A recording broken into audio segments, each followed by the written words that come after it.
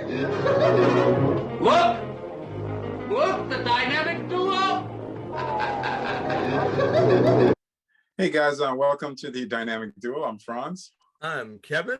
Welcome back to Avengers Tower and the Batcave, ladies and gentlemen. We've missed you, but we're here. Hey, listen, Kevin, I want to just give another shout out to Daryl. I just want to tell Daryl how much we love and appreciate him. I don't know if he got the last message because we said so at the end of the show. But Daryl, you, sir, are the man. You've been supporting us from the beginning. You've subscribed to us, and no matter where this thing goes or doesn't go, you're part of the family, my friend, and we deeply, deeply appreciate your support. Kevin sometimes tells me about some of the conversation that you have and how complimentary you've been and how supportive, the word is supportive, and that's cool. So Infinity, Daryl, I mean, all the subscribers, and I know you come from Kevin's clan, essentially. Listen, it's a guys. Team effort. Ladies and gentlemen, this is a team effort. He's giving me far too much credit. But anyway, we just appreciate your support. This is a cool thing that we do, and so the more support we get, the more we appreciate it. So Kevin, actually lots to talk about, right? Lots to talk about, and we'll pick topics and we'll try to keep it topic related. But I had a conversation with Infinity, one of our subscribers, and you and I have had this conversation, not this conversation, but we've talked about Stan Lee in the past, his greatness, his contribution. You talked about the need for a biopic to be done of his life in movie form, the same way they did with Disney and the same way they did with other things. But before we talk about that, before we talk about whether or not he deserves that biopic, let's talk about whether or not he deserves it. And therein lies the question. How do you feel about Stan Lee's input? There's controversy about who's the true creator. Is it Jack Kirby? Is it Ditko? Did Stan Lee steal the credit? Is he just a flash in the pan? Like, for example, Steve Jobs, it turns out the truth of the matter is that Steve Jobs is really almost, I don't want to say inconsequential because he played a role, but he's a fake and a phony, like completely. He didn't do anything. And he got all the credit for doing it all. And the question is, do you think that's where do you feel about Stan Lee? Well, I honestly believe that he deserves a biopic. I think one should have been done years ago, long before his passing. In terms of, is it deserved? Without question. Okay. Part of the reason why I say this, and I'm going to make a promise to the audience right now. I'm not going to take a half an hour to explain this, but part of the reason why I say it is because not only does Stan deserve the biopic, but those that were influential with him from the world of comics, Steve Ditko, Jack Kirby, from DC, even Bob Kane, Bill Finger, Denny O'Neil, Neil Adams, and countless others. I mean, we interviewed Marv Wolfman a couple of weeks ago. The reason why I really feel that Stan deserves his, not to take anything away from anybody else, but these people helped set up basically a lot of our pop culture references. Okay. We have, you've got kids running around with, Spider-Man sneakers on, you have Fantastic Four bed sheets. There are other references made to Marvel Comics and Batman and everything throughout what we consider our pop culture, basically starting from the 50s and the 60s. A lot of it even going back further than that with things like the Lone Ranger, the Green Hornet, etc. Not that all these had anything to do with Marvel, but the point that I'm trying to make is the impact that these people had, both the men and the women. They changed the world. It did. Okay. And regardless of the back and forth about what, you know, what Stan did, how he did it, was it right, was it wrong? Okay, maybe he fudged a little bit here and there and what have you. Not to be funny, Bob Kane did the same thing with Bill Finger. You know, Jerry Siegel and Jim Schuster, their work with Superman was completely stolen from them by the company itself. That's right. But yeah, I truly believe that some sort of a biopic, and I don't mean a documentary, I mean, show the man's life. Do it. Get some Hollywood stars, write a script, and set this puppy up. The man's impact, not to keep repeating myself, but his impact and everybody else that was a part of that whole generation. These people shaped everything that helped create you and I. They're the and countless others across the world. They're the reason why we're sitting here right now. Okay. Yes, it needs to be done. And now let me ask. Go forgive ahead, me. I'm sorry. I was going to say, let me ask you the tough question. Let me go there with you, because therein lies the controversy. Who gets credit for Spider-Man? Who is the true creator of Spider-Man? Who is the true creator of the Fantastic Four? See, this is why the movie needs to be done. Even if you do it from Stan's perspective, you give Ditko and everybody else that was a part of Spider-Man and everything else, you give them their time. You know, it's what a lot of people don't know, and you and I have talked about this before, is that for a time, Stan worked at DC Comics. Before he ended up doing the Marvel thing, of course, he was with DC. And it's a matter of, like I said, this is why you get with a very creative writer and you give as many people as you can that had something to do with the early days and the golden age and the silver age and even the bronze age of comics.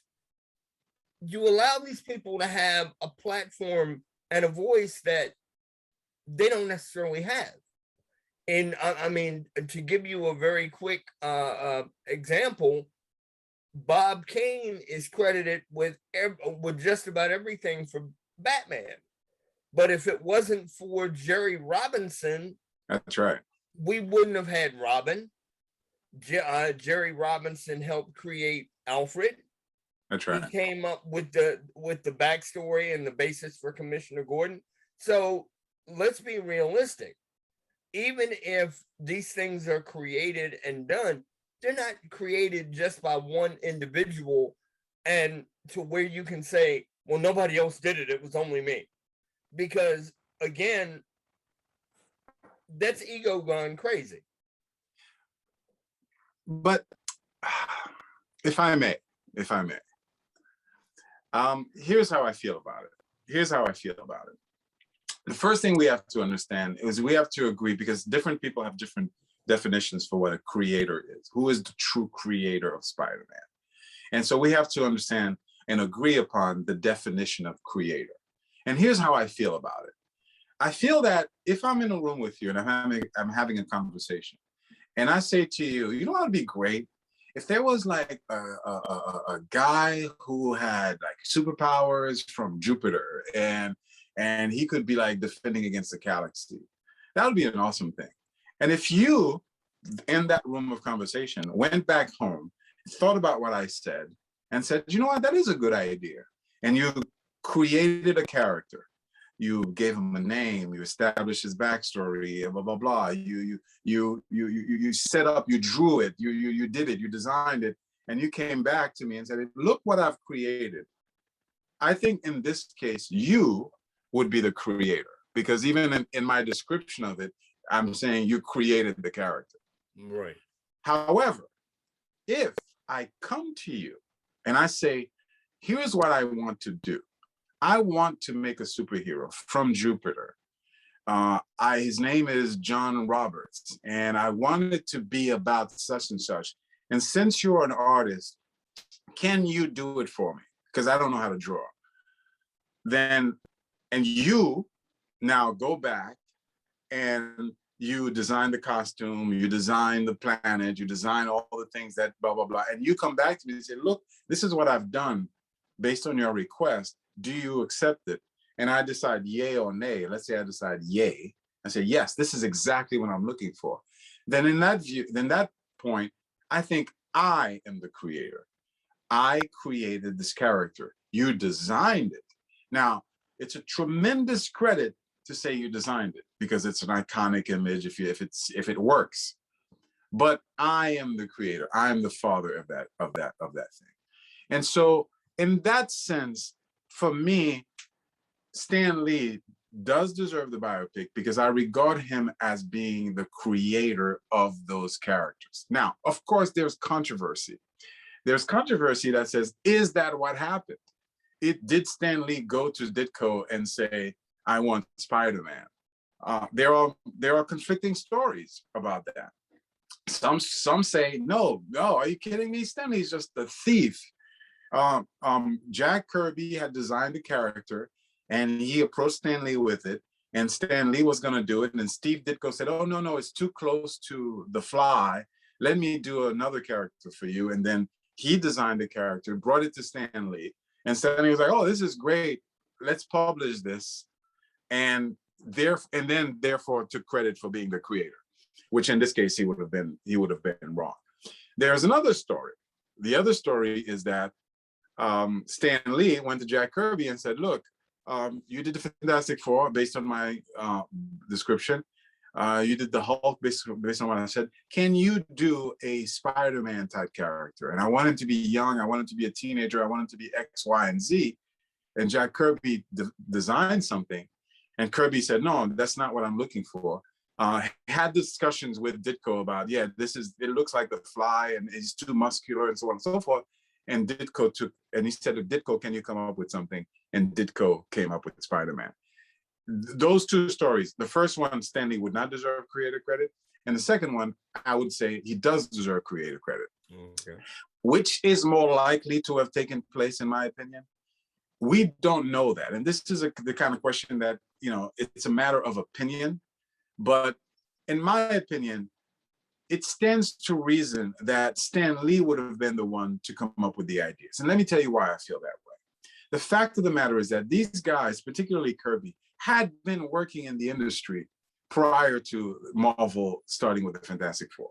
Obviously, they weren't, Marvel at the time, but prior to the resurgence starting with the Fantastic Four. And it wasn't catching on. The industry was in trouble. For a million reasons and more, the industry was in trouble. And Stan Lee, as you said, was a young kid with creative ideas who had been working in the industry as a gopher, as a little kid that was getting Jack Kirby his coffee. But he was clearly interested enough in the genre to be engaged, right? And so when he got the chance, and remember how he got the chance, Marvel was basically on its last leg. And they were like, look, we have nobody working in this company anymore. I'm exaggerating, of course. Here, 18-year-old kid, do you want to be the editor? Do you want to be the writer? That's how badly that it was. So we have to remember that Marvel was in its last leg. And then they hired this kid who, whatever you might think about Stan Lee, showman or not showman, is a creative person. Let's agree on that. I've had the privilege of interviewing John Romita Sr. I've had the privilege of interviewing Sal Buscema and other people who have worked with him. And the way that John Romita would describe working with Stan Lee was clearly showed this guy was a creative guy. And this is what John Romita said, essentially. He said that he would walk in, Stan Lee would hire him as the artist. And Stan Lee would say, this is what I want. I want Spider-Man to do this. And he said Stan Lee was so demonstrative. He'd get on the desk and pose and do the different things and say, and then when the goblin comes down, I want you to do like throw 3 bombs and then make sure that like him and Mary Jane are getting along, and he would plot out the story. Right. Now, John Romita admitted that Stan Lee would throw so much information at him that he would forget half of it. And then he would go back and he would draw basically a little bit of what he remembered and a little bit of his own creation, right? But then I'm not putting words in his mouth. He said by the time he was finished drawing, let's say a particular issue, he would say, oh my God, this is a jumbled mess. This makes no sense. Like, it doesn't work. I messed up. I screwed up because I'm not telling a good story. And then he said he would hand those drawings to Stan Lee, and Stan Lee would script it and make sense out of nonsense. And he would be amazed that, oh my God, like, dude, this is good. Like, how did you do that? So let's agree that Stan Lee was a creative person. Okay. And so that energy, it's much more believable to me that Stan Lee brought that energy and said, hey, what if we made a team of 4 people and it's called the Fantastic Four, and brought that to Jack Kirby and brought that to Steve Ditko, then the other way around. And the reason I feel that way, again, is because Kirby was producing stuff before that wasn't working. Now, there are similarities between some of Kirby's old creations and Kirby's creations with Stan Lee. And some people use those similarities as proof that this was in fact Kirby, because he's kind of already done it. Right. To me, that's not proof at all. And the reason it's not proof is because it's not surprising that you would bring yourself to a project. If you're an artist, and I draw and I paint, it's amazing how locked you are within your own style. And so if you ask me to paint something, even if you gave me direction, I'm still going to bring myself to that project. And so, yeah, there's going to be similarities. If Stan Lee says, I want 4 guys and one of them looks like a monster, yeah, it's going to seem like a monster that you've created before. There's going to be correlations. Now, that correlation tells me something about that, because here's what I find. I find that you can trace a direct lineage between Kirby's work without Stan Lee and Kirby's work with Stan Lee.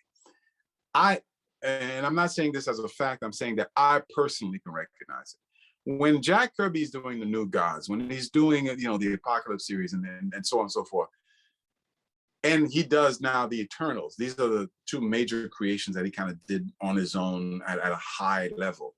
Because early Kirby, you could see the growth of Kirby, even from Fantastic Four #1 to the later issues of the Fantastic Four. You could see the growth of his art and his ability to tell story.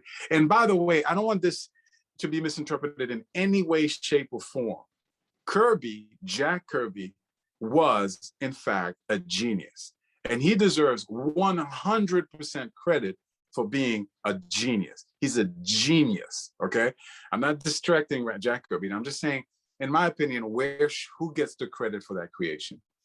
And there's a direct lineage. I can see the New Gods and the Eternals. If those 2 comics melded, I wouldn't blink an eye, because it's what it is.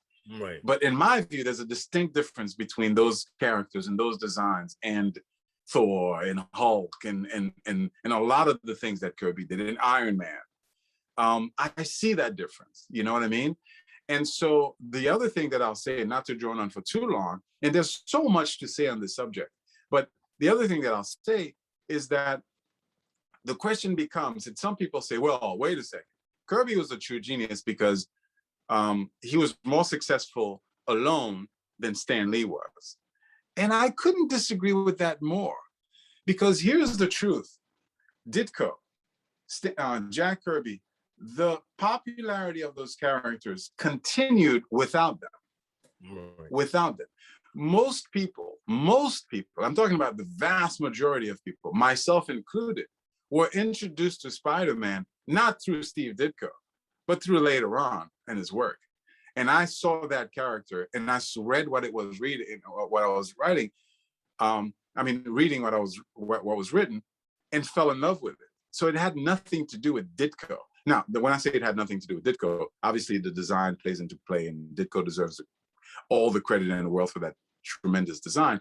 But what I'm trying to say is that if the split between Stan Lee and Ditko was a concept, you know, of the character, and Ditko made Spider-Man who he is, then clearly that vision was changed once Stan Lee took over 100%.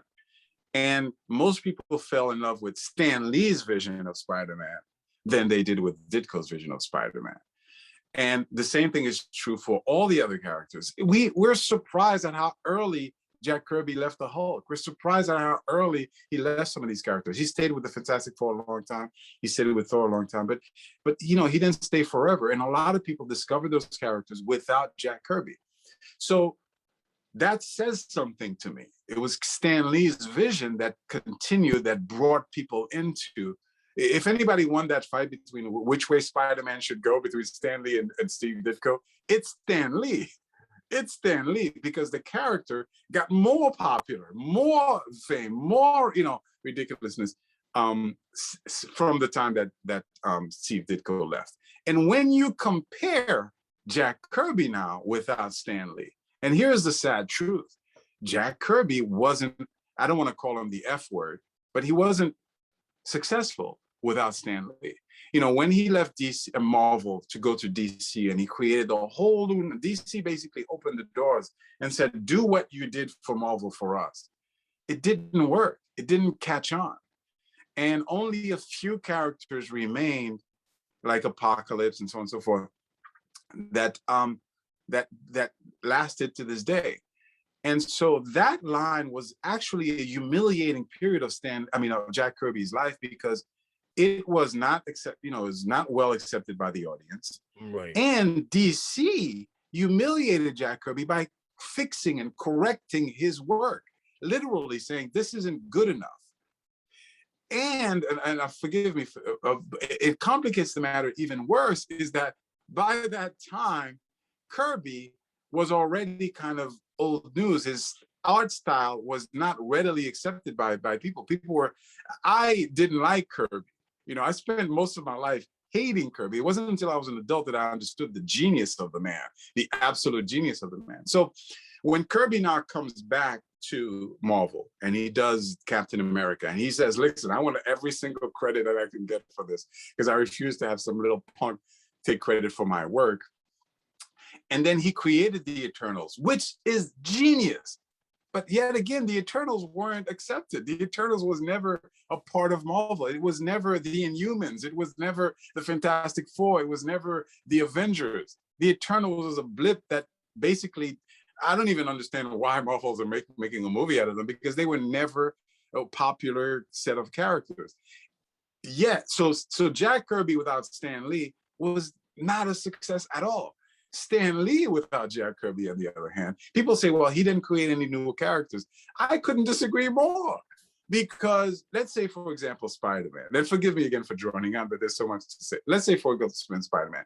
It's not just Spider-Man, it's the Kingpin. It's all the other characters that came from the time that Ditko left, that are iconic to this day. It's all the Avengers that Stan Lee had a part in creating. It's all the other characters that make up the Marvel Universe that Jack Kirby and Steve Ditko did not design, and other artists' designs. And so at the very least, if we're gonna give credit to Stan Lee, let's recognize one thing. And it's a huge thing, and it's enough, even if he stole the idea from Jack Kirby, which again, I disagree that he did. It still deserves a biopic. And that is clearly his approach to comic book storytelling. That unique approach is what made the difference, as to why this industry was successful. He set the tone. So somebody might make the argument, well, Spider-Man continued to be popular after Stan Lee left. So therefore, it's the original creation. Spider-Man is just so good that he would last no matter what. I disagree. And the reason I disagree is because Stan Lee's vision, even when he was no longer writer, when he was the editor, he was still dictating where it should go. and he was still approving the set of the behavior of the character. And he said the Marvel way of telling stories as the way to do it. And so he is still the grandfather of it all, watching over his creation, saying this is the way it should be. You see what I mean? Right. And so that vision, that Marvel way vision, is what made Marvel what it is, to such an extent that DC was floundering. DC was in trouble until they started adapting some of the Marvel way of telling, of storytelling. So, you know, for this and for many more reasons, to me, Stan Lee is in fact the guy who deserves all the credit. When I say all the credit, it doesn't in any way discredit Jack Kirby. It doesn't in any way. Jack Kirby deserves all the credit for designing and storytelling the Fantastic Four and all the work that he done. 100% of the credit, 100%. But the grandfather of it all, the George Lucas of it all, the creator of it all, in my opinion, it's Stan the Man Lee. And if I may say one more thing, there are reports that, you know, Stan Lee was kind of a jerk. First of all, he exaggerates. You know, Alan Moore's like, dude, Stan Lee's such a liar. He even tried to take credit for creating Captain America. There's two things about those reports. Those reports ignore the many, many times Stan Lee has given credit to the other creators, in public. He has said from the very beginning, early interviews, yeah, Ditko was the man. Even in the comic book, it's like, you know, Jack King Kirby, you know, Stan Lee came up with those monikers, you know, so he was giving credit. And he is kind of a boastful guy. And I think that if he said something about Captain America, I genuinely believe it's not because he doesn't need to take credit for Captain America. The guy's already created enough things. I think he is kind of a flighty guy, and he's probably said it, you know, offhand and not realizing what he said. I think he's kind of that guy. And we should also be careful about reports that talk about what Stan Lee did or Stan Lee didn't do. And the reason why we have to be careful is that it's a matter of perspective. If you've ever had a friend that comes in and tells you a story, right? And they're like, oh, my boss did such and such to me, and he's such a jerk, and he did this, and he did that. You wouldn't believe it. And you hear that story, and you believe your friend, right? And you're like, man, that boss is an a-hole. I mean, that boss is damn. And then you hear it from the boss's point of view, and the boss is like, dude, the guy never showed up for work. The guy never da-da-da. And then you're like, what? Oh, my God, I was completely wrong. It isn't to say your friend was lying. It's to say that his feelings colored his judgment as to what happened. And so when you talk to Steve Ditko, of course he's going to say, Stan Lee stole my work. Because the way I look at it, forgive me for droning on, I'm going on and on. But the way I look at it is Jack Kirby is the man. The little gopher guy now is telling him what to do. He goes and he creates this thing and he gives it to the little gopher guy. In his mind, that's his creation. And I don't blame him for thinking that way, even though he's following the rules, because that's who he is. He's a creator. Same thing with Steve Ditko. He's thinking, well, yeah, I'm going to show this little punk kid how to design a character. And in his mind, he's doing it that way. He's the creator. I think he's wrong to think that way, because if he wasn't, dude, Steve Ditko became essentially, supposedly a recluse without Stan Lee. He didn't do any other character worthy anywhere near what Spider-Man is. If that genius was such a genius, you got to prove your stuff. And so we have to be careful about those types of reports as to what happened in the past, and we have to take them in perspective. And so when I hear a story from a John Romita, the majority of the people that work with Stan Lee love him, think he's great. John Romita thought he was the greatest guy ever.